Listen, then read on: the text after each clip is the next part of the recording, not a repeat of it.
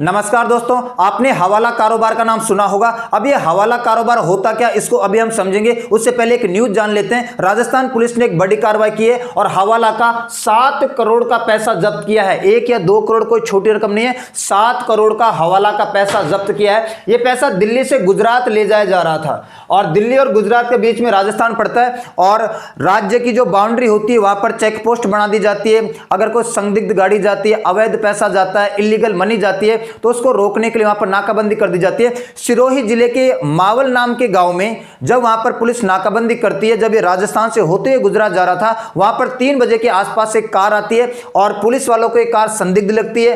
Car की जांच पड़ताल की जाती है तो ड्राइवर और ड्राइवर के बगल वाली जो सीट होती है उसके नीचे एक बक्सा सा बना हुआ था। उस बॉक्स के अंदर आपको यहां पर नोटों की गड्डियां दिखाई दे रही है और ये 500-500 की गड्डी आपको दिखाई दे रही है और इतनी ज्यादा है कि इनको गिनने के लिए मशीन को बुलाना पड़ा। और जब मशीन को बुलाया गया और मशीन ने इनको गिना तो मशीन को मिला 7 करोड़ 1,99,000 रुपए जब्त किए गए हैं। हवाला के माध्यम से इतनी बड़ी रकम है ना दिल्ली से गुजरात भेजी जा रही थी। और राजस्थान में चेक पोस्ट पर सिरोही जिले का एक गांव पड़ता है, मावल गांव की चौकी पर इसको पकड़ लिया गया है। 3 बजे के आसपास इन लोगों को पकड़ा गया, संदिग्ध लगा पुलिस को और 2 लोगों को गिरफ्तार भी कर लिया है। ये वो कार है और आगे आने वाली जो ड्राइवर की सीट है ना उस पर 7 करोड़ का पैसा जब्त किया गया। और आप मान लो कि अगर ये हवाला का पैसा है तो फिर एक गलत कामों में यूज होता होगा। इसका यूज क्रिमिनल एक्टिविटीज में किया जाएगा, टेररिस्ट को फंड करने में किया जाएगा, ड्रग ट्रैफिकिंग में किया जाएगा। तो हवाला का बड़ा पैसा बड़ी कार्रवाई में राजस्थान पुलिस ने 7 करोड़ का पैसा जब्त कर लिया है। बहुत ही काबिले तारीफ ये बात है। और मैं आपको बता दूं, हवाला का पैसा सबसे ज्यादा केरला राज्य में आता है। ये जो खाड़ी के देश हैं है ना, यहां से लगभग 23,000 करोड़ रुपया हर साल अकेले केरल राज्य में आता है। आप अनुमान लगा लो पूरे के पूरे देश में ये अवैध तरीके से काला धन, बाहर गलत तरीके से कमाया हुआ धन हमारे देश में आता है। 23,000 करोड़ रुपया अकेले केरला में आता है। पूरे के पूरे भारत में अनुमानित 1 लाख करोड़ रुपए के आसपास यह हवाला का पैसा भारत में आता है। और यह बहुत ही बड़ी चिंता का विषय है क्योंकि इसका काम भी गलत कामों में होता होगा, यूज भी गलत कामों में होता होगा। अब हम समझते हैं कि हवाला या हवाला कारोबार होता क्या है। देखो, पहले बैंकिंग सिस्टम होता नहीं था, पैसा भेजने का एक लीगल प्रोसेस होता नहीं था, मनी ट्रांसफर जैसी सुविधाएं होती नहीं थी। 8वीं शताब्दी के आसपास एक जगह से दूसरी जगह या एक देश से दूसरी जगह पर बड़ा रकम या मोटी पूंजी भेजने के लिए इसका इजाद होता है। 8वीं शताब्दी के आसपास ऊंटों के माध्यम से, घोड़ों के माध्यम से या पानी के जहाजों के माध्यम से बड़े पैमाने पर एक देश से दूसरी देश में बड़ी रकम, मोटी रकम पहुंचाने के लिए हवाला का यूज किया जाने लगा। यह आपको सिल्क रूट दिखाई दे रहा है। सिल्क रूट चाइना से होते हुए ये नीचे अपना भारत आपको दिखाई दे रहा है, चाइना से होते हुए ये खाड़ी के देशों तक जाता है। तो इसी टाइम पे 8वीं शताब्दी के पास इसका यूज होता था। क्यों? क्योंकि बैंकिंग सिस्टम होता नहीं था, कोई लीगल प्रोसेस था नहीं, मनी ट्रांसफर जैसी सुविधाएं थी नहीं, ऑनलाइन पेमेंट वगैरह या ऐसी कोई सुविधाएं थी नहीं। तो उस टाइम पे लीगल था, उस टाइम पे वैध माना जाता था कि इसके माध्यम से एक जगह से दूसरी जगह पैसा पहुंचाया जाए। इसको हवाला कहा जाता है। और हवाला होता क्या है, प्रोसेस क्या होता है, कैसे यूज होता है, कैसे काम करता है, उस बात को समझ लेते हैं। देखो, हवाला आज के टाइम पे अवैध है, इलीगल है। जिन लोगों के पास ब्लैक मनी होती है, जिन लोगों के पास बड़े पैमाने पर काला धन होता है, जिन लोगों के पास अवैध धन होता है, इलीगल मनी होती है ना, और वो लोग फिर गलत गलत तरीकों से कमाया होगा उन लोगों ने। इलीगल एक्टिविटीज के माध्यम से, अवैध गतिविधियों के माध्यम से, इलीगल एक्टिविटीज के माध्यम से जो लोग बड़े पैमाने पर काला धन इकट्ठा कर लेते हैं, ब्लैक मनी इकट्ठा कर लेते हैं, जिसके सोर्स का नहीं पता होता कि उसने कैसे कमाया है, चाहे वो क्रिमिनल एक्टिविटी से कमाया हो, चाहे वो ड्रग ट्रैफिकिंग से कमाया हो या टेररिस्ट की फंडिंग के माध्यम से कमाया हो। तो सोर्स का जब पता नहीं होता कि उसने इतनी मोटी रकम, इतना बड़ा धन कैसे कमाया है, तो उसको हम ब्लैक मनी बोलते हैं, काला धन बोलते हैं। तो ब्लैक मनी को ट्रांसफर करने का एक जगह से दूसरे देश में एक प्रोसेस बन गया है। उसमें होता क्या है, जैसे मान लो टॉम नाम का कोई आदमी है जो अमेरिका में रहता है और ये भारत में शू को पैसा भेजना चाहता है।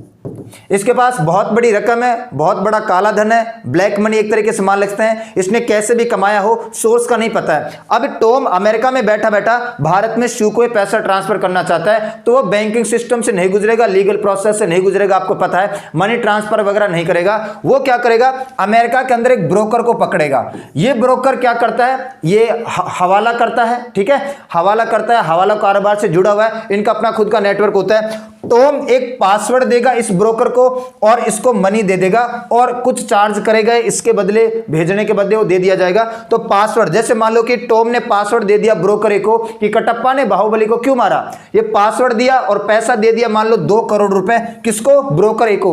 अब ब्रोकर ए का नेटवर्क भारत में बैठा हुआ है, ब्रोकर ए बोलेगा कि देखो ये पासवर्ड है मेरे पास, ठीक है, आपको जिस व्यक्ति को पैसा देना होगा उस व्यक्ति को ये पासवर्ड सुनने के बाद ही देना है। टॉम ने पासवर्ड ब्रोकर ए को भी बताया है और टॉम ने पासवर्ड शू को भी बता रखा है। शू को पैसा भेजने वाला टॉम, तो शू को भी बता रखा है, ब्रोकर ए को भी बता रखा है। ये ब्रोकर ए भारत में ब्रोकर को ढूंढेगा, मतलब इनका नेटवर्क होता है। ब्रोकर बी को ये पासवर्ड बता देगा और बोलेगा कि 2 करोड़ रुपए से पहुंचा देना। ये 2 करोड़ रुपए अमेरिका में रहने वाला है, ये ज्यादा इधर उधर भेजते नहीं है, इधर उधर एक्टिविटी होती नहीं है, वो पैसा वहीं यूज होता है।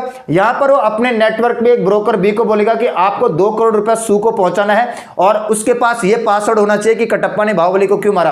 अब ये ब्रोकर भी सू के पास जाएगा और सू से पहले पासवर्ड मांगेगा कि पासवर्ड बताओ। यदि सू बोल देती है कटप्पा ने बाहुबली को क्यों मारा, मतलब सू वही है जिसको टॉम पैसा पहुंचाना चाहता है और इसको भी पासवर्ड पता है, इसको भी पासवर्ड पता है, इसको मनी लौटा दिया जाएगा। तो ऐसे हवाला काम करता है।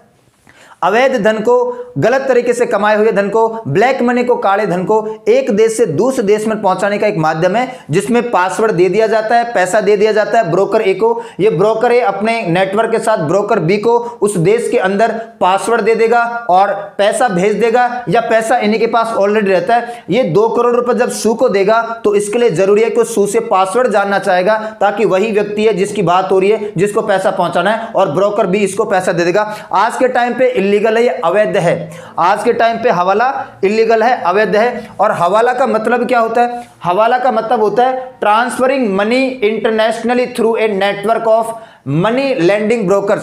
ब्रोकर के माध्यम से, दलालों के माध्यम से एक देश से दूसरे देश में बड़ी रकम को, मोटी रकम को, ब्लैक मनी को पहुंचाने का एक माध्यम है, इसको हवाला कहा जाता है। और हवाला वर्ड अरेबिक वर्ड से आया है जिसका मतलब होता है, एक वर्ड है अरेबिक वर्ड हवाल, है ना। हवाल का मतलब होता है ट्रांसफर करना या चेंज करना, है ना, ट्रांसफर करना या चेंज करना। इंडिया और पाकिस्तान में नॉर्मल भाषा में इसको हुंडी कहते हैं। हुंडी ही इसको भारत और पाकिस्तान में बड़े पैमाने करते हैं। हुंडी का मतलब हवाला ही होता है, ठीक है। और किस पर्पज से पहले यूज होता था? ऊंटों के माध्यम से और शिप के माध्यम से बड़े पैमाने पर पैसा पहुंचाने के लिए।